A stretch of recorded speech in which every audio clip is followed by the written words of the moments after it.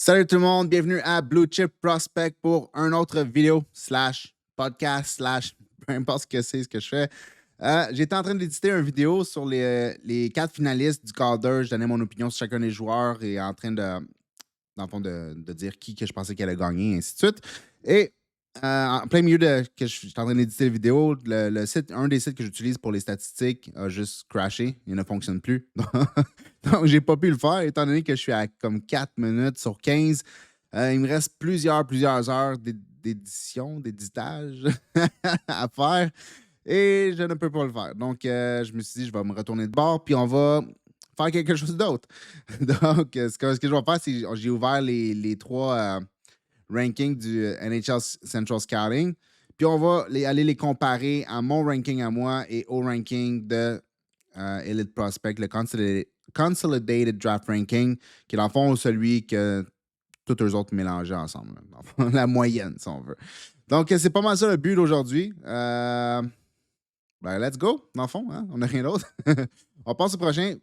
Une des choses, je comprends vraiment pas pourquoi NHL Central Scouting font ça comme ça, pourquoi ils séparent les North American skaters avec les International skaters puis les goalies, tout à part un de l'autre. Je comprends vraiment pas c'est quoi le but de faire ça. Ça t'empêche de voir un joueur comme Frondell ou un joueur comme Eklund, où est-ce qu'il se trouve parmi les joueurs nord-américains? Est-ce qu'eux autres sont vraiment hauts sur Frondell, puis ils l'ont au-dessus, admettons, de Martin ou un enfant comme ça? On ne saura jamais. C'est ça qui est ça. Mais de toute façon, pour commencer ça, ils font ça simple, comme pas mal tout le monde, dans le fond. Là. Numéro 1 et numéro 2, pas d'un, c'est Matthew Schaefer et Michael Misa, comme la grande majorité du monde. J'imagine qu'il va y avoir une couple de personnes qui vont avoir Michael Misa en avant de Matthew Schaefer à cause de, dans le fond, la blessure de Schaefer, mais aussi le fait que Michael Misa a fini la saison vraiment en feu, au-dessus de 2 points par match, sauf les playoffs où ce qui a fini avec comme moins 10 en 4 matchs, une affaire de même. Là. Vraiment pas les excellentes playoffs pour Michael Misa. Peut-être que ça va faire descendre un petit peu, étant donné que c'est très important pour les équipes de la Ligue nationale. Mais on s'entend que ça risque d'être fort probablement Matthew Schaefer numéro 1, Michael Misa numéro 2, surtout si l'ordre est respecté. Après ça, ils ont James Higgins. Moi, personnellement, James Higgins, je l'ai plus bas. Je l'ai ici à numéro 6.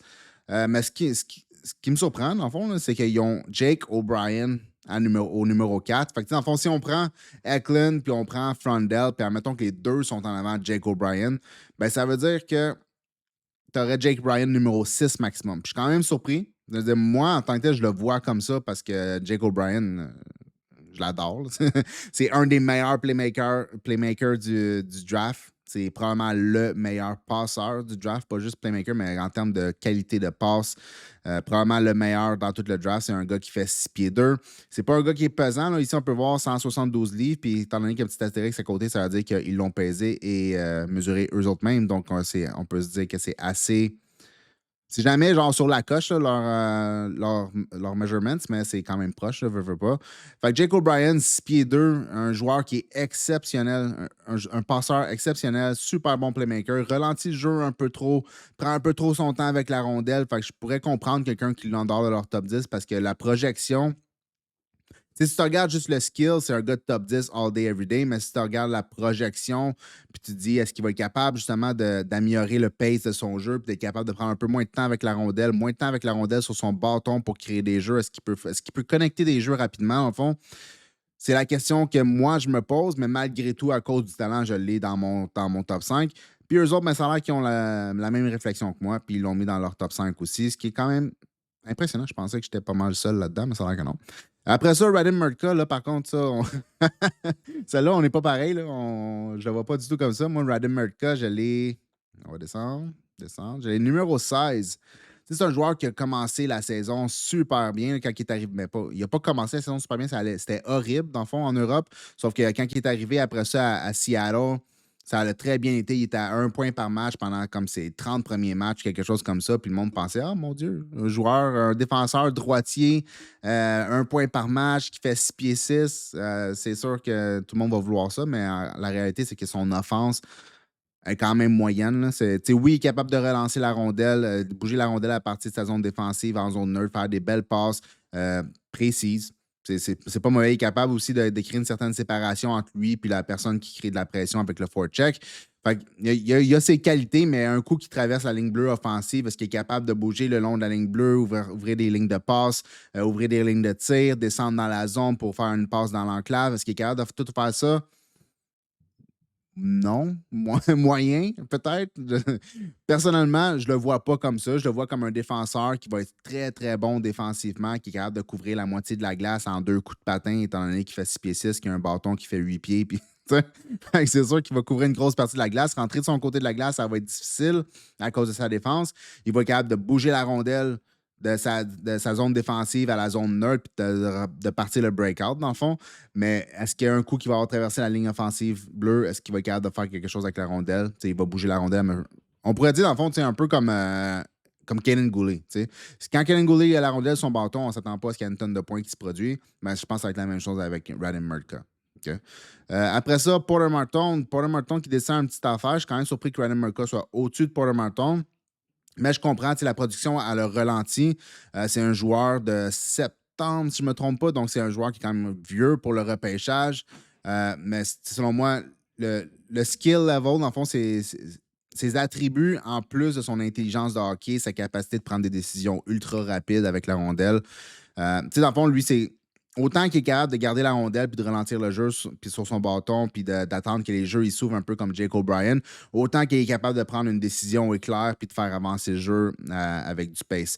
Donc, Porter Marton, selon moi, il devrait être plus haut que ça, mais je peux comprendre étant donné que ça le ralentit après la saison. Mais, si on prend la saison dernière, plus cette saison, plus les U18 l'année passée, je pense qu'il y a un cas pour être dans le top 3, selon moi, là, plus que Higgins, mais écoute, ça dépend des opinions, évidemment. Après ça, Caleb Desnoyers, numéro 7. Moi, personnellement, je l'avais numéro 3. C'est ça? Ouais. Numéro 3 pour Caleb Desnoyers. Finalement, tout ça peut changer avec le temps là, d'ici la fin du repêchage. D'ici la fin du repêchage. D'ici à ce qu'on arrive au repêchage. Mais Caleb Desnoyers, encore une fois, James Higgins ou Caleb Desnoyers. Je pense que James Higgins a probablement un plus haut plafond en termes offensifs. Mais encore là, c'est pas comme si cette année, il l'a montré tant que ça. Il y a beaucoup de points qu'il y a eu que c'est pas comme s'il a fait grand-chose. Il a joué une grosse partie de la saison sur une ligne avec Perrault et Leonard. On s'entend que les points auraient dû venir pendant la saison puis sont pas venus. Oui, il est à 1 point par match. On peut pas dénier que c'est un gars qui a du talent. Puis oui, l'année passée, il était excellent au USNTDP. Il était excellent au U18. Il était pas juste excellent, il était dominant au U18 l'année passée. Mais cette année, c'est pas pareil. Puis il jouait avec 2 excellents joueurs la grande majorité de la saison. Je me demande un peu ce qui s'est passé. Il n'est pas autant créatif que je pensais qu'il était. Il était un très bon patineur dans les 400 de la patinoire, mais il est plus petit. Il se faisait brasser quand même assez facilement. Il gagnait pas beaucoup de batailles. Ben, pas beaucoup de batailles. Il gagnait, je dirais, de ce que je fais plus voir, en dessous de 50% de ses batailles. Fait que, personnellement, moi, je changerais James Higgins, Porter Marton, puis Caleb Desnoyers aussi au-dessus, là, mais ça se voit ici. Là. James Higgins, numéro 6. Donc, on passe au prochain. Après ça, c'est Roger McQueen. Le problème avec Roger McQueen, c'est que si on prend la projection d'un joueur de 6 pieds 5, un centre qui a des bonnes mains, qui coupe au milieu de la glace, qui va au filet, qui finit au filet, qui est capable d'avoir une power game, autant qu'il est capable d'avoir un jeu un peu plus de finesse, qui est capable aussi de manipuler la défensive. C'est pas comme si c'était un gros gars qui joue d'une façon là, 100% direct tout le temps. Oui, il est capable de foncer au filet, puis oui, il est capable de jouer dans l'enclave, mais autant aussi qu'il est capable de faire semblant de faire une passe d'un côté, de l'envoyer de l'autre côté, faire semblant d'un tir, l'envoyer à gauche. Il y a ces petites manies-là de manipulation qu'au niveau de la Ligue nationale, tu en as besoin. Tu as besoin d'être capable de faire semblant de faire quelque chose, puis d'envoyer la rondelle ailleurs, de regarder quelque part, puis de l'envoyer à droite, pour que justement ouvrir des lignes de passe, enlever les bâtons dans la route de la rondelle, enlever les bâtons dans ta route à toi. Fait que, Roger McQueen, il y a un peu de tout ça. Le problème, c'est la blessure pendant toute l'année. Mais c'est pas juste la blessure pendant toute l'année, c'est aussi le fait qu'il est revenu, il a joué quelques parties, puis il est reparti blessé encore. Est-ce que c'est en lien avec la première blessure? Ça, c'est la partie qu'on ne sait pas. Est-ce que c'est en lien avec la blessure de l'année passée? C'est la partie qu'on ne sait pas non plus. Si c'est le dos, si c'est un hernie discale encore ou quelque chose comme ça, hein, ça regarde vraiment pas bien. Si c'est pas ça, puis c'est quelque chose de différent, ben là, ça change tout. Mais personnellement, sans avoir les informations, c'est sûr que les équipes de la Ligue nationale vont avoir plus d'informations que moi, puis vous, et ainsi de suite. Mais moi, avec les informations que j'ai, c'est sûr que je peux À partir de là, je ne pourrais plus avoir Roger McQueen dans mon top 10. Je ne serais pas confortable de le prendre dans mon top 10. Il y a trop un gros risque en termes de blessure. Même si ici, je l'ai dans mon top 10, OK, c'est sûr, la projection en tant que telle, c'est une projection de top 10, sauf qu'en dehors de ça, je ne peux pas dire que je serais confortable de le prendre. Puis ce ranking-là a été fait avant d'apprendre qu'il y avait encore une blessure. Donc, Roger McQueen, je comprends, numéro 8 pour la projection et le niveau d'habilité. Sauf que si on prend en considération la blessure, je pense que malheureusement, il doit descendre quand même d'une façon significative. Prochain, Keishan Aitchison, un autre joueur que moi aussi j'aime beaucoup, qui se retrouve ici, numéro 14. Les autres, c'est quoi? Numéro 9, ça? Ouais, numéro 9 pour Keishan Aitchison pour eux autres. Un défenseur, c'est un des plus vieux de tout le repêchage, le 21 septembre. Là, si on s'entend, il est à genre 6 jours d'être du repêchage de l'année passée. Là. Fait que, c'est un des joueurs les plus vieux. Il a vu beaucoup de points, là, 59 points en 64 matchs, incluant 26 buts. C'est excellent, sauf que c'est un joueur qui est plus vieux. Mais si tu prends Keishan Aitchison, tu ne le prends pas pour son apport offensif. Parce que c'est presque sûr que ce qu'il fait au niveau de la OHL, il ne va pas le transmettre au niveau de la Ligue nationale. T'sais, on peut s'attendre à un joueur dans le style de Jacob Trouba-Light ou peut-être Caden Gooley. Je ne pense pas qu'il est un aussi bon patineur que Caden Gooley, mais il a le même style de défenseur dans le sens que c'est un joueur qui est extrêmement compétitif, un joueur qui frappe à chaque occasion qu'il peut. Qui a à peu près le même type de gabarit aussi que Caden Goulet à 6 pieds 1,5, 200 livres. C'est ça, dans le fond. C'est un joueur que si tu rentres de son côté, ça va faire mal. C'est un joueur que s'il pinch, il va frapper puis tu vas te faire perdre la rondelle. C'est un gars que tu ne veux pas aller dans le coin avec. C'est un gars que tu ne veux pas rentrer de son côté parce que tu sais qu'il va te ramasser le long de la bande. Juste un joueur qui est difficile à jouer contre, qui projette probablement dans un top 4, mais c'est pas un joueur qu'il faut que tu t'attendes à avoir une grosse production offensive. On peut s'attendre à peut-être un 25 points, quelque chose comme ça au niveau de la Ligue nationale. Mais c'est pas mal ça, selon moi. Donc, on passe au prochain. Carter Bear qui au numéro 10. Moi, personnellement, je l'avais, je pense, un ou deux rangs plus bas que ça. Là. Carter Bear. Numéro 12, lui, il s'est blessé au tendon d'Achille qui a été coupé, dans le fond. Là, donc, sa saison est finie. Le dernier joueur qui a eu une blessure comme ça, qui a été repêché haut, c'est Peyton Krebs. Ça n'a pas bien été, mais en même temps, est-ce que Peyton Krebs était aussi bon que Carter Bear? À mon avis, non. Je sais qu'il y a plusieurs personnes qui l'avaient top 12 à son année de repêchage, sauf que personnellement, Peyton Krebs, moi, c'était pas un de mes préférés, puis que je prendrais Carter Bear 20 fois avant Peyton Krebs de toute façon. Puis je pense pas que la blessure au tendon d'Achille soit tant un problème que ça.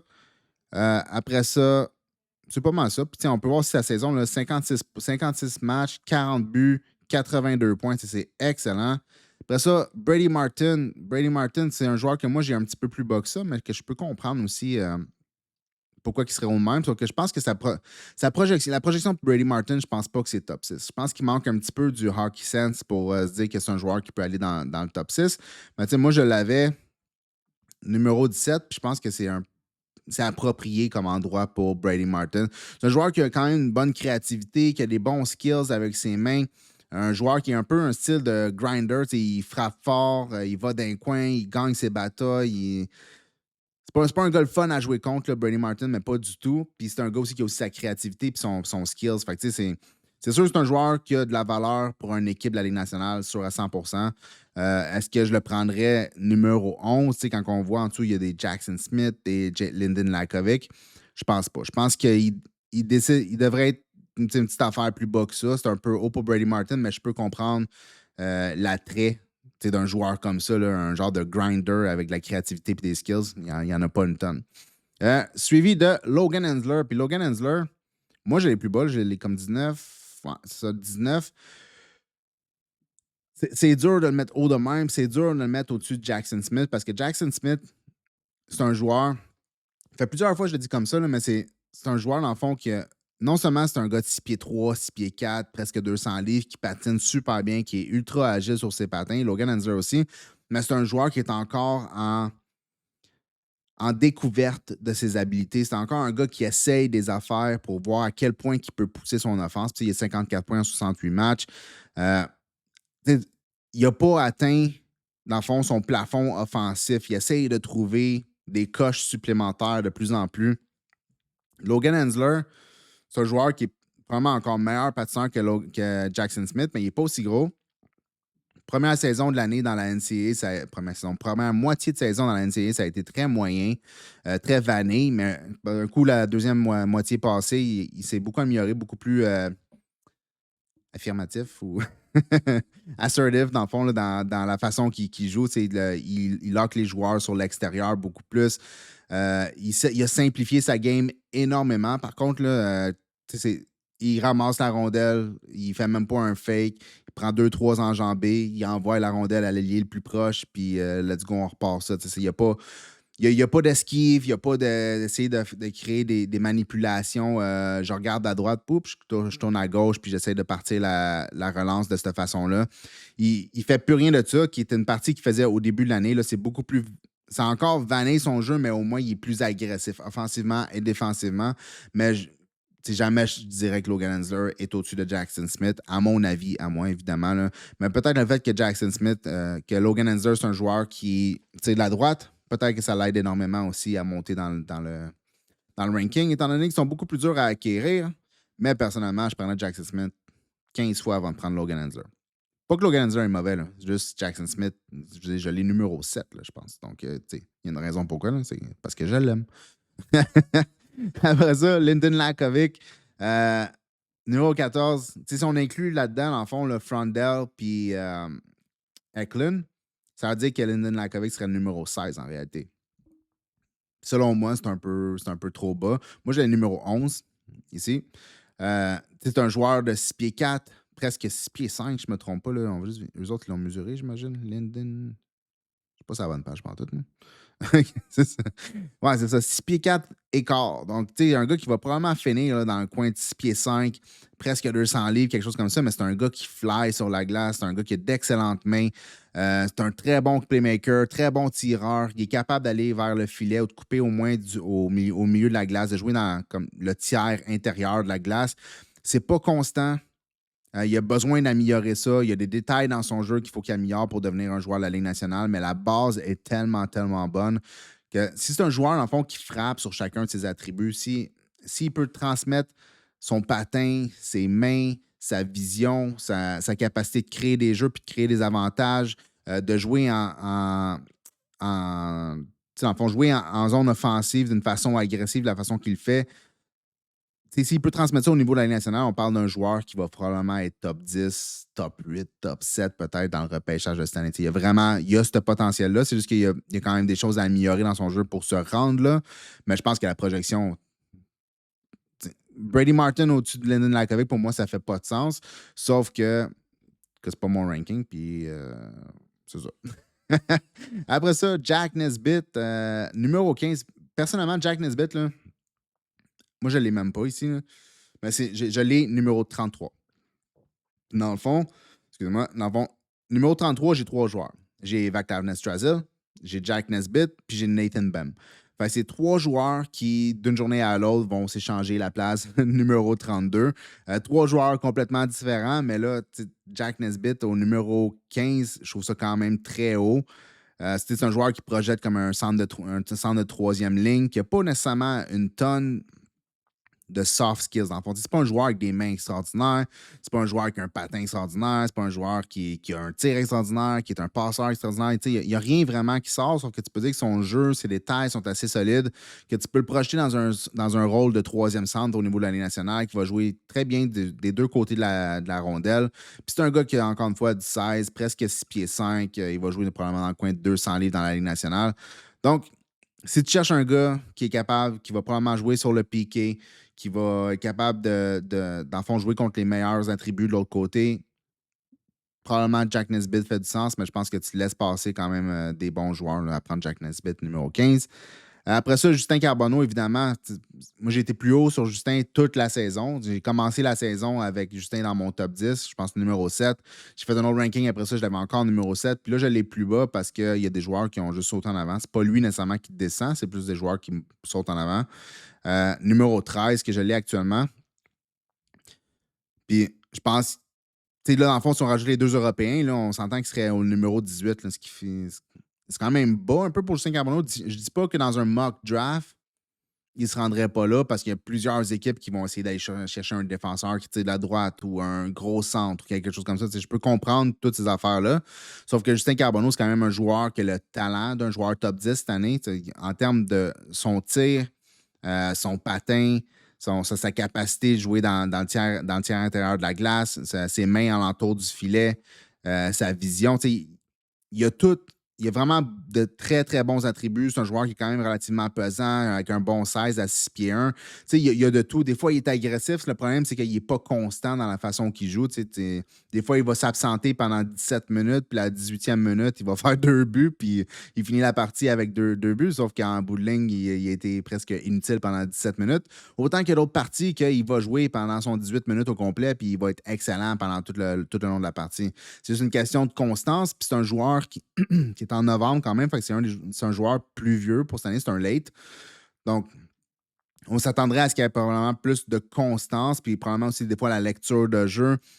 Des fois, il y a le tunnel vision où il va juste tirer, même s'il y a des meilleurs jeux qui sont disponibles pour lui. C'est pas nécessairement un bon connecteur de jeu. C'est un gars qui va recevoir la rondelle puis qui va la tirer.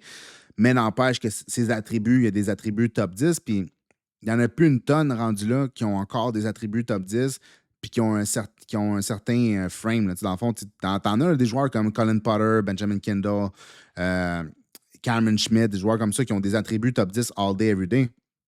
Mais c'est des joueurs de 5 pieds 9, des joueurs de 5 pieds 7, puis des joueurs de 5 pieds 10. Donc, personnellement, je l'aurais plus haut, surtout au-dessus de Jack Nesbitt puis au-dessus de Logan Hensler. Mais je peux comprendre une équipe qui prendrait, mettons, un Jack Nesbitt au lieu d'un Justin Carbonneau parce qu'ils veulent avoir plus de certitude que le joueur va atteindre le niveau de la Ligue nationale. T'sais, Justin Carbonneau, il n'y a pas une tonne de big game. S'il ne se rend pas dans un top 6 en termes, au moins middle six là, au minimum, là, je veux dire, il ne fera pas grand-chose dans la Ligue nationale. Fait que c'est soit qu'il faut qu'il frappe ou soit que probablement il ne fera rien. C'est un peu ça. Le prochain, Malcolm Spence, c'est un joueur qui est pas mon, pas mon préféré, mais je comprends l'attrait. Moi, je l'ai plus bas que ça. Malcolm Spence, je l'ai où? Numéro 22. Puis, tu sais, dans le fond, Malcolm Spence, la façon dont je le vois, c'est un peu le Brandsteg Nygaard version, pas cheap, là, mais version un peu moins bonne de cette année, dans le fond. Brunson Nygaard, c'est un joueur qui a un peu plus de vision offensive, qui est capable de trouver les soft spots sur la glace, qui est capable de trouver les ouvertures, de se glisser dedans, puis d'y aller avec un excellent tir. Il y avait un des très bons tirs l'année passée. Malcolm Spence, c'est un joueur qui est un peu du même type, dans le sens que c'est un joueur qui est physique, c'est un gars qui est capable de donner du pace et de la physicalité dans son jeu, qui est bon défensivement, qui va être, dans le fond, qui est un joueur de support qui va être très bon dans les deux sens de la patinoire, qui va être physique, qui va jouer avec du pace, qui va très bien se coller à des joueurs de talent, qui va être capable, dans le fond, de créer comme une isolation pour ces joueurs de talent-là qui sont peut-être moins bons défensivement. Mais est-ce qu'il est capable, après ça, de la mettre dedans au même niveau, mettons, qu'un Brunson Nygaard, ou est-ce qu'il y a vraiment les capacités de passeur ou de playmaker assez bonnes pour jouer dans un top 6? J'en doute.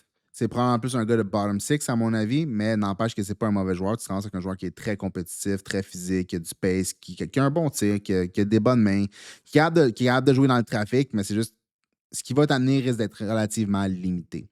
Sacha Boumedienne, numéro 18, je ne m'attendais pas à ça. C'est pas nécessairement un mauvais joueur. C'est un joueur, on s'entend, il a quand même 13 points en 40 matchs au niveau de la NCAA, fait que c'est pas mauvais. C'est juste, je trouve tellement que c'est un joueur vanné. Dans le fond, contrairement, mettons, comme à Logan Hensler qui s'est amélioré au courant de l'année, Sacha Boumedienne, je trouve pas. C'est un joueur qui juste.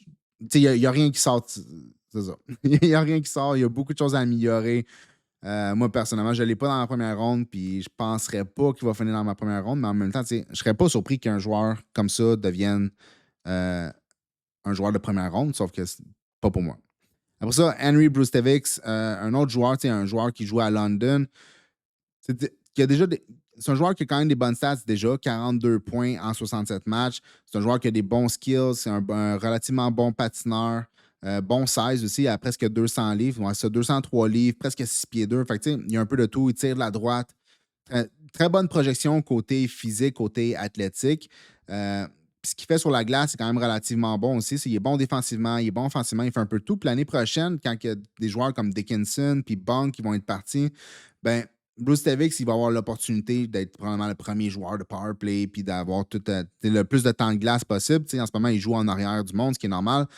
Fait que le fait qu'il soit à London, c'est une très bonne route pour le développement. Puis le fait que tu en as deux très bons qui s'en vont, ben, probablement, là, du moins, là, ça va ouvrir de la place pour lui, puis il va pouvoir justement là, explorer son jeu un peu plus, puis être capable de trouver des façons de créer de l'offense. C'est ça. En bout de ligne, un joueur même que j'aimerais que le Canadien il repêche avec un de leurs choix, un des choix peut-être un petit peu plus tardifs. Là. Mais c'est ça, un bon choix. Je pense que c'est sa bonne place. Moi, je l'ai une petite affaire plus bas, je pense. Là, Henry Bustavic, 27 au lieu de comme 20 quelque chose, au lieu de 19. Fait que je l'ai quand même relativement plus bas, sauf que je peux comprendre un ranking de Bruce Tevics à 19. Si tu prends les deux Européens, on parle d'un ranking de 21, fait que c'est quand même correct. Après ça, Braden Coots. Braden Coots, je pense que c'est un joueur qui définitivement devrait être plus haut que ça. En début de saison, pas que je l'aimais pas, je l'aimais, c'est juste que je trouvais que c'était quand même inconstant. Il a toujours été un bon patineur. Il a toujours été un gars qui est compétitif, toujours un gars qui coupe vers le milieu de la glace. Il a un bon lancer, c'est un bon playmaker aussi. Il fait tout bien, sauf que le côté offense n'était pas aussi développé, ou du moins n'était pas aussi constant dans la première moitié de la saison. Le patinage, autant que la combativité, était là, était présente à chaque match. S'il y a une chose de Braden Coos que tu peux t'attendre, c'est qu'à chaque shift, tu vas avoir le même joueur en termes de physicalité, en termes de combativité sur la glace. Sauf que ce qu'il a rajouté, c'est de la constance dans son offense en jouant sur une équipe qui est quand même, on s'entend, très moyenne, là, Seattle. Fait que, mais c'est ça, le fait qu'il est capable d'être plus constant dans son playmaking, surtout, il y a des bonnes mains. Là, il y a un bon potentiel offensif. C'est pas impossible qu'il soit un joueur de top 6. Puis, comme je vous dis, étant donné qu'il a rajouté de la constance dans son jeu offensif, ça m'aide beaucoup dans la projection, ce qui fait que moi, je ne l'ai pas numéro 20, je l'ai quand même plus haut que ça. Là. Je l'ai. Numéro 15, donc c'est ça. Un bon choix. Quelqu'un qui prend Braden Coos à numéro 20 ou à numéro 22, si on inclut deux Européens, là, je pense qu'il va être très content. Après ça, on a deux petits joueurs, Benjamin Kendall et Colin Potter. Kendall, on s'entend, c'est un joueur de 99 points cette année. Là. 99 points, 35 buts en 65 matchs. Puis Potter, dans la NCAA, il a 22 points en 35 matchs. Fait que, côté production, ça va bien. Potter, sur Elite Prospect, je ne me trompe pas, il était comme à 5 pieds 9, 160 livres. Là. Fait que le fait qu'il est 172, 5 pieds 10, ça aide sa projection, mais ça reste un joueur de petit gabarit avec une tonne de talent. Fait que si tu en veux plus de ça, ben tu as du choix cette année parce qu'il y a Benjamin Kendall, il y a Colin Potter, il y a Cameron Schmidt, il y a c'est quoi l'autre? Cole Reshney. Fait que, il y en a plein, là, des joueurs de petit gabarit avec une tonne de talent cette année, si c'est là-dedans que tu veux t'aventurer. Moi, j'ai les ai au même endroit. Là, je les ai vraiment là, comme presque à la même place. Ouais, c'est ça. J'ai le numéro 20 et le numéro 21. Sauf que si j'avais à choisir, mettons, là, demain, je suis le recruteur en chef pour le Canadien de Montréal. Est-ce que je prends Potter et Kendall au numéro 20 et 21? No way. Il n'y en a pas question parce que j'en veux pas.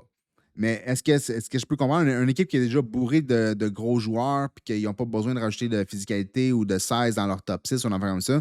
Ben, tu peux prendre un de ces deux joueurs-là puis tu prends deux joueurs qui ont quand même un potentiel top 6 au niveau de la Ligue nationale. Donc, c'est pas comme si au numéro 22, 23, 24, 25, tu vas en avoir une tonne de joueurs avec un potentiel de top 6. Donc, Benjamin Kendall, Colin Potter, Reshney, Cameron Schmidt, eux autres, ben, ils l'ont, mais c'est juste une question de projection. Est-ce qu'ils vont se rendre là à 5 pieds 10, 170 livres?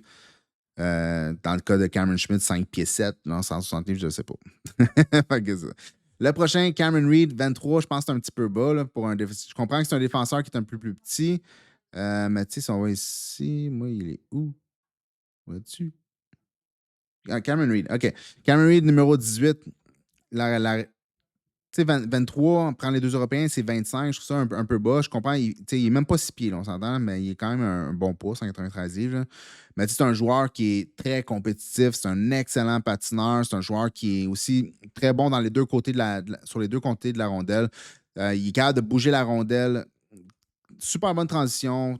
L'autre côté de la ligne offensive, la ligne bleue offensive, il est super bon aussi. Il est capable de bouger le long de la ligne bleue pour ouvrir des lignes de passe, ouvrir des lignes de tir.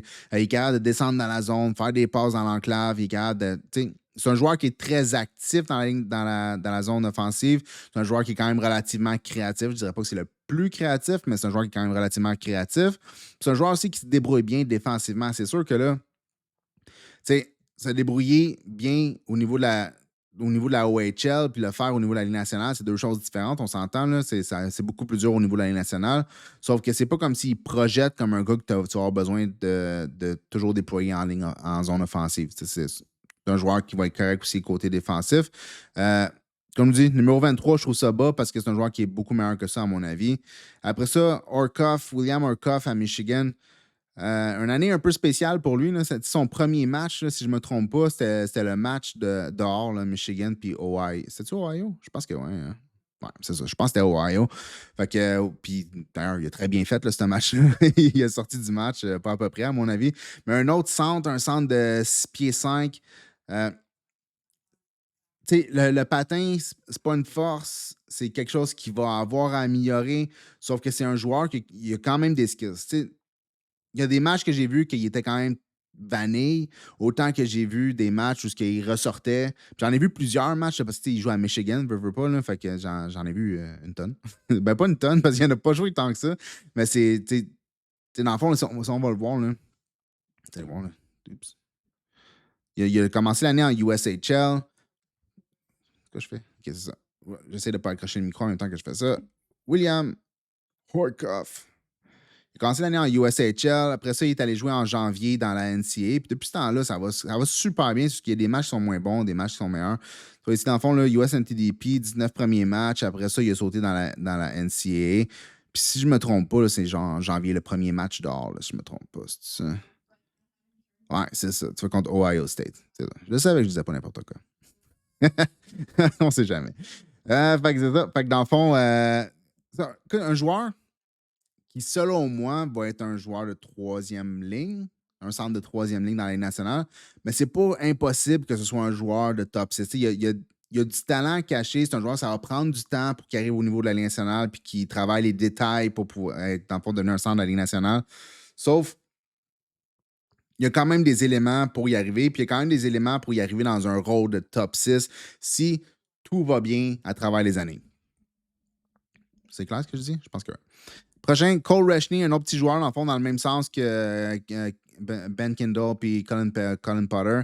Un autre joueur qui a eu de très bonnes stats, 92 points, 26 buts en 62 matchs. C'est excellent au niveau de la WHL. Mais c'est un autre petit joueur, 5 pieds 10, mais il est à 180 livres, qui est quand même, bon, 183 livres. Mais personnellement, je l'ai ranké pas mal dans le même coin, là, Cole Reshney. Ouais, c'est ça, numéro 25. Tu sais, le talent est indéniable. C'est un gars qui a un peu de tout, qui est très bon offensivement, très belle créativité, des bonnes mains, bon patin. Il y a tout pour réussir, sauf, encore une fois, le gabarit. Fait qu'il faut que tu prennes un risque. Il faut que tu te dises, est-ce que ce joueur-là va être capable de transmettre ça au niveau de la Ligue nationale ou il va faire partie des 5 pieds 10 qui n'ont pas réussi à le faire, mais qui vont jouer dans la genre AHL puis être super bon dans la AHL. C'est un des deux. C'est un risque à prendre. Personnellement, si j'avais des choix, moi, j'attendrais à la deuxième ronde, au moins, pour pouvoir prendre un de ces 4 joueurs-là. Je ne les prendrais pas en première ronde, sauf qu'au niveau de talent, si on prend, dans le fond, là, le ratio risk-reward, je pense que c'est des joueurs qui devraient être dans ce coin-là, dans la vingtaine. C'est là qu'ils devraient être. Sauf que moi, personnellement, je ne les prendrais pas avant la deuxième ronde si c'était moi qui choisissais pour une équipe. Après ça, Blake Fiddler, un joueur qui, selon moi, va s'améliorer beaucoup l'année prochaine offensivement. Défenseur, gros gabarit, 6 pieds 4, 210 livres, patine bien, quand même des mains correctes, bonne relance. Offensivement, c'est moyen, mais je trouve qu'il s'améliore. Il s'est amélioré au courant de l'année. Les derniers matchs que j'ai regardés, plus proche de la fin de la saison, ça allait mieux. C'est ça. J'ai pas grand-chose d'autre à dire sur Blake Fiddler. Un gros joueur qui tire de la droite. Fait que, c'est sûr qu'il va être pris relativement de bonne heure. Puis c'est ça. Prochain, Mason West. Je l'ai pas regardé. Fait que je peux pas m'avancer. C'est un gars de 6 pieds 6, dans le fond, 215 livres. Mais je me suis pas vraiment. Je me suis pas arrêté sur lui. Fait que ça, on va voir, mettons. Là. Ici. Mason West. Je connais son existence, là, mais j'ai juste pas vraiment. C'est ça. Fait que Edin High, 49 points, il n'y a rien d'autre. Non. Fait que c'est ça. Je peux pas m'avancer sur lui. Je peux pas dire est-ce qu'il mérite d'être là ou pas. J'en ai aucune idée. Mais tu sais, si on regarde ça, le gars, il est quand même né en août, 17 ans, 6 pieds 6. C'est sûr qu'il doit être assez pas coordonné. Il doit être beau à voir sa glace. C'est ça. Un peu comme Kotkaniemi dans ses premières années. Là, ça doit ressembler un peu à ça. Après ça, si on passe au prochain, Riker Lee, un joueur qui est bourré de talent, c'est moyen défensivement, là, quand même très moyen, mais c'est un joueur qui a quand même beaucoup, beaucoup de talent, des bonnes mains, un bon tir, une belle vision.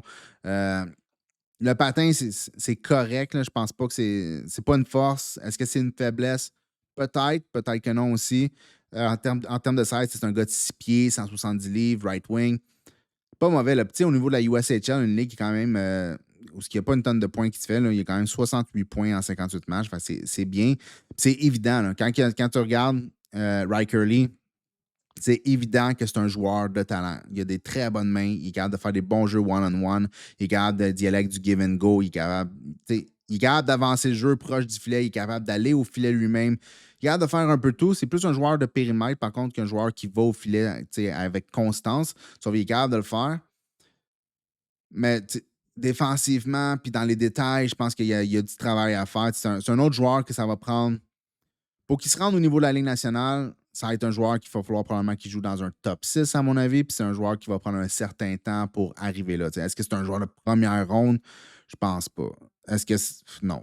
En tout cas, pas pour moi. Pas en ce moment. Là. Peut-être d'ici la fin, je vais regarder d'autres matchs de toute façon, mais j'aurais de la misère à le prendre. Je trouve ça un peu risqué de prendre Riker Lee dans la première ronde, mais en deuxième ronde, j'aurais aucun problème avec ça. Après ça, William Moore, un autre joueur qui a quand même un bon talent, un bon gabarit aussi. Il est à 6 pieds 2 et 6 pieds 2,25. Il s'est dit 175 livres. Il a l'air léger sur la glace. Tout ce qui est contact, le déséquilibre. C'est pas un c'est pas un joueur qui est capable de jouer dans les. Dans le fond, en espace restreint ou avec du monde qui se met dessus, qui essaie de créer des contacts sur lui. Il ne gagne pas ses batailles le long de la rampe. Personnellement, en termes de skills, je comprends. Parce que je l'ai dans le même coin à peu près, là, William Moore. Fait que, c'est pas comme si ils sont, ça vient out of nowhere. Là. William Moore, tu vois, numéro 30. Fait que je l'ai dans le même coin. C'est ça. Sauf que c'est un joueur de skills, c'est un joueur qui a beaucoup de travail à faire pour gagner de la force, pour gagner ses batailles le long de la rampe, aller dans les coins, créer de l'espace. Mais sinon, juste skills pour skills, c'est un joueur qui mérite d'être en première ronde. Il a des bonnes mains, il a un bon tir, très bonne vision. Donc, la place, la 29e, j'ai aucun problème avec ça. C'est là que je l'ai aussi. C'est juste qu'il y a un peu de risque dans sa projection parce que ça va prendre du temps, puis je ne sais pas s'il va arriver au point où il va être capable dans le fond, de jouer dans la Ligue nationale avec la physicalité de la Ligue nationale. Le prochain joueur, c'est Jack Murtagh, qui est dans le fond le contraire, si on veut. C'est un joueur qui est beaucoup plus direct. Un joueur qui joue très north-south, dans le fond, là, en ligne droite, même au niveau de la USHL. Il n'y a pas une tonne de mouvement est-ouest dans son jeu. Très bon tireur, un gars qui, la constance, pas juste la constance, mais la compétitivité est très constante, soir après soir, chiffre après chiffre. Tu sais ce que tu vas avoir avec Jack Murtagh. Comme je dis, il a un très bon tir. Il se place dans l'enclave aussi pour prendre ses tirs. Il est capable de trouver les pockets d'espace. Puis si tu lui donnes un petit peu de temps, puis qu'il trouve un espace libre sur la glace, il a un excellent tir pour le faire. C'est un joueur qui met beaucoup de physicalité dans son jeu, beaucoup de pace dans son jeu. Très bon patineur. Il y a un peu de tout, sauf qu'en termes de skills en tant que tel, on s'entend que c'est plus un joueur de bottom 6 que d'un joueur de top 6, ou sinon c'est un joueur complémentaire sur un top 6. Ici, c'est écrit left wing, mais je l'ai vu jouer au centre aussi, donc il fait c'est un joueur polyvalent. Dans le fond, là, Jack Murtagh, c'est un joueur polyvalent qui est capable d'amener de l'offense complémentaire, mais je pense que c'est un joueur qui se projette plus sur un bottom 6 de la Ligue nationale. Après ça, on a Bizono. Joueur avec du pace, un joueur qui a quand même des bons skills aussi. Très bonne production au niveau de la QMJHL cette année avec 83 points en 64 matchs. Moi, personnellement, je ne l'ai pas dans ma première ronde, mais il n'est pas très loin. Là. Il est comme 35, 36, 37, une affaire comme ça. Fait le ranking 31, pour moi, ça fait du sens. Puis après ça, Cole McKinney, ben, c'est même chose. C'est pas mon préféré. Je trouve que Cole McKinney, c'est un joueur, je trouve qu'il amène pas grand-chose. J'aurais de la misère pour vrai à la prendre dans ma première ronde. Je l'ai plus dans la quarantaine, si je me trompe pas, Cole McKinney. Je n'ai pas vérifié mon ranking en dehors du top 32, fait que je m'en souviens plus, mais ben, je m'en souviens à peu près. Là. Mais c'est un joueur de la quarantaine. C'est pas un joueur que j'aime regarder en tant que tel. J'ai de la misère à trouver c'est quoi qui fait qui qu'est-ce qui fait qu'il sort? Qu'il y a comme élément dans son jeu qu'on peut projeter au niveau de la Ligue nationale puis qu'on peut se dire, OK, bon, il y a son spot sur un bottom six ou il y a son spot dans un middle six ou un top six. C'est un peu ça. J'ai un peu de misère avec ça. Quand on regarde justement en dessous, il y a des joueurs comme Ivan Ryabkin, Vaclav Nestrasil, Shane Benzaghi. Ça, c'est tous des joueurs que je pense que je prendrais au-dessus de Cole McKinney. Probablement que je prendrais aussi au-dessus de Bill Zonon. C'est juste une question de préférence, dans le fond. Tu as aussi des joueurs comme Charlton, Charlie Trethaway, qui a fini beaucoup mieux qu'il a commencé l'année, ça c'est sûr. Là. Il avait commencé, c'était assez horrible, mais il est quand même mieux fini. Un bon joueur, un bon défenseur qui tire de la droite. Fait que tous des joueurs qui pourraient se rendre dans la première ronde aussi. Même chose pour Nathan Bem. Cameron Schmidt, je trouve ça fait beaucoup de sens comme ranking, 43. C'est un joueur de 5 pieds 7, 160 livres. Oui, OK, c'est un excellent patineur, un excellent tireur. Il y a un peu des fois là, les oreillettes de cheval là, où il voit juste le net et il veut juste tirer. C'est pas le meilleur des playmakers, on s'entend, sauf que n'empêche qu'il y a une tonne de skills. En termes de skills, c'est top 10. Là. Oui, c'est très, très bon. C'est juste une question de 5 pieds 7. C'est pas une question, en fait, c'est plus un fait. C'est ça, 5 pieds 7. C'est ça pour ce qui est des North American Skaters. Si on va au prochain International Skaters, il n'y en a vraiment pas une tonne qui projette dans la première ronde. Dans le fond, on a Anton Frondel, Victor Eklund. Je dirais Milton Gaston, c'est aussi des joueurs qui ont des chances d'être dans la première ronde. Euh, Milton Gaston, c'est un joueur qui a commencé relativement haut dans mon ranking. Je pense que je l'avais top 16 au début de l'année, si je ne me trompe pas. C'est un joueur qui est quand même jeune. Bonne année au côté junior en Suède. Mais un joueur, dans le fond, qui projette encore une fois comme un joueur two-way dans un bottom six de la Ligue nationale, qui va être capable d'avoir un bon apport défensif, un petit apport offensif. Pas de skills qui sort. C'est pas un gars qui a des mains extraordinaires, qui a un tir extraordinaire, qui a une vision extraordinaire. Il n'y a rien de ça. Mais un joueur qui, selon moi, devrait jouer dans la Ligue nationale. Mais Frondel numéro 1, ça fait du sens avec Victor Eklund. Je ne suis pas encore sûr lequel des deux que je préfère. Je pense que le fait que Anton Frondel soit un centre, que Victor Eklund, c'est un ailier. Je pense à cause de ça, j'aime mieux Frondel. Je pense aussi en termes de skills, de pure skills. Le tir sur réception de Frondel et ses mains dans le trafic sont excellentes. On ne peut pas dénier ça. Sauf que, man, son jeu, c'est juste ça. Hein? Il n'y a pas grand-chose d'autre. En tout cas, au niveau de la Allsvenskan, en ce moment, là, il y a vraiment, là, c'est ça son jeu. C'est trouver une façon d'être libre puis de faire un one-timer ou sinon de jumper sur une rondelle si, admettons, le goaler, il a kick-out avec sa pad. Une affaire comme ça. C'est pas mal ça, son jeu. C'est pas un passeur, c'est pas un gars qui a une vision extraordinaire. Il a des très bonnes mains. Il est capable de jouer dans le trafic. Il est capable de gagner ses batailles le long de la rondelle. Il est capable d'aller dans les coins. Il a un bon gabarit quand même, 6 pieds 1, 198 livres. Il patine correct. C'est pas un joueur qui est un excellent patineur. C'est pas un joueur qui est un mauvais patineur. Il est comme average, si on veut. Mais le tir est phénoménal. Pas nécessairement le wrister. Le wrister il est correct, c'est un bon jeu, mais son one-timer, c'est le meilleur dans tout le repêchage, c'est sûr, à 100%. Mais son jeu tourne alentour de ça et pratiquement juste ça. Des fois, j'ai de la misère à me dire comment il va faire pour être un centre top 6 au niveau de la Ligue nationale quand la majorité de son jeu, c'est tiré de l'extérieur. Hein, la majorité des centres de la Ligue nationale, top 6, c'est pas des joueurs qui vont aller tirer de l'extérieur. Généralement, ça, c'est les alliés qui vont trouver des soft spots sur la glace puis qui vont se placer en position pour pouvoir recevoir une rondelle puis scorer avec un catch and release ou avec un one-timer. Donc, à suivre, mais c'est un joueur qui est bon aussi, qui est correct défensivement actuellement. Donc, il y a une belle projection dans un top 6, mais c'est pas lui qui va créer des jeux, à mon avis. Il me fait un peu penser à Cole Iserman l'année passée, dans le fond. Là. C'est pas exactement le même type de joueur. Cole Iserman, son wrister est 14 fois meilleur que celui d'Anton Fundel, même si Anton Fundel a eu un bon tir. Là. Mais en termes de joueurs, des joueurs avec des bonnes mains, qui patinent correct, qui ont un excellent one-timer, un excellent tir, qui sont capables de jouer dans le milieu autant qu'ils sont capables de jouer vers l'extérieur en périmètre. Mais c'est ça. C'est ça qui amène. Fait ça reste à voir pour Frondell, mais tout le monde le voit beaucoup plus haut. Tout le monde, la majorité du monde, je pense qu'ils l'ont dans leur top 5, top 6, top 7. Donc, je peux comprendre. C'est juste que je suis juste pas sûr avec lui. Victor Eklund, lui, c'est tout le contraire. C'est un joueur qui est beaucoup plus dynamique en termes de playmaking, en termes de quand je pourrais dire. C'est un gars de pression. Victor Eklund, c'est un joueur qui va créer une tonne de pression sur les joueurs adverses en zone offensive, qui va faire des récupérations de rondelles, qui va ramener la rondelle vers l'intérieur de la glace pour faire des jeux.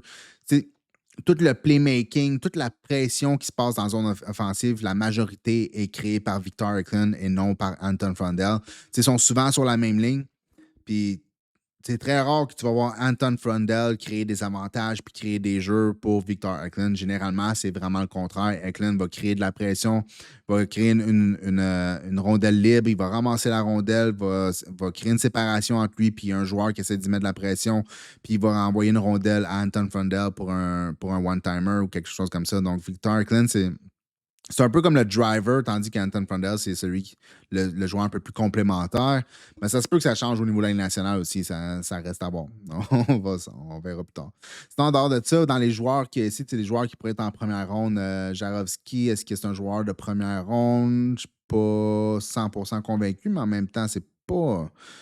Ça se peut. Écoute, ça se peut très bien. Jacob Wozniak, je pense qu'il y a un peu trop d'inconstance dans son jeu. Puis pas juste un peu trop d'inconstance, c'est quoi Wozniak? C'est quoi qui amène? L'année passée, il était excellent, là, Jacob Wozniak. Tout le monde s'attendait à un joueur probablement peut-être top 10 cette année. Mais qu'est-ce qu'il a fait cette année qui fait en sorte que tu le prends en première ronde? Je sais pas. Sinon, en dehors de ça, qui d'autre qu'il y a? Ouais, c'est ça, Daniel Prokhorov. Je pense pas que c'est un joueur de première ronde. Je serais quand même relativement surpris. C'est un gros joueur, là, 6 pieds 5, 210 livres. En termes de points, c'est moyen, sauf que c'est évident, les skills sur la glace. Un joueur de, un joueur de cette grandeur-là qui est capable de manier la rondelle de la façon qu'il fait, il n'y en a pas une tonne, mais est-ce que c'est assez pour l'amener au niveau de la Ligue nationale? Je pense pas. Je pense que c'est un projet qui va être très long. Ça va prendre du temps pour que Daniel Prokhorov se rende au niveau de la Ligue nationale s'il s'y rend. Donc, c'est vraiment plus un joueur de deuxième ronde, à mon avis. Sinon, c'est pas mal ça, je pense, pour les joueurs européens qui pourraient comme s'avancer, peut-être jumper dans la. Ouais, c'est pas mal ça.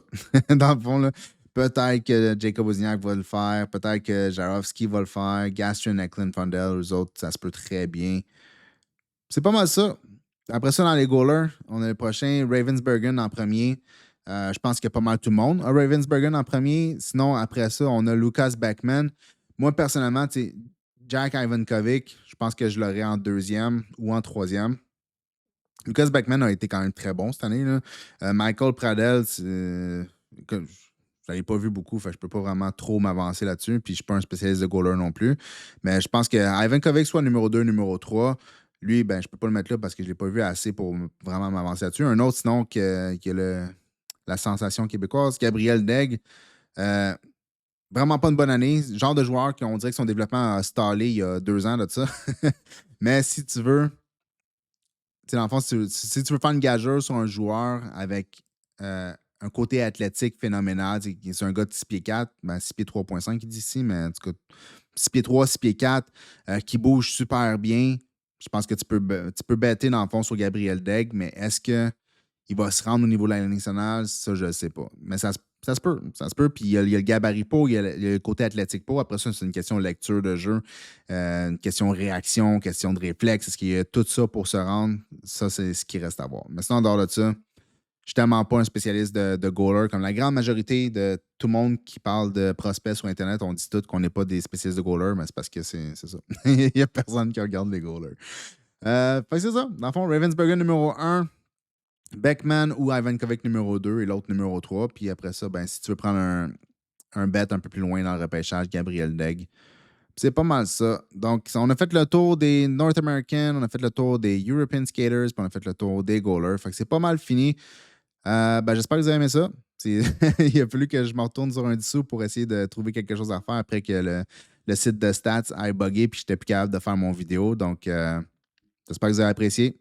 Merci d'avoir regardé. On se voit dans le prochain. Peace.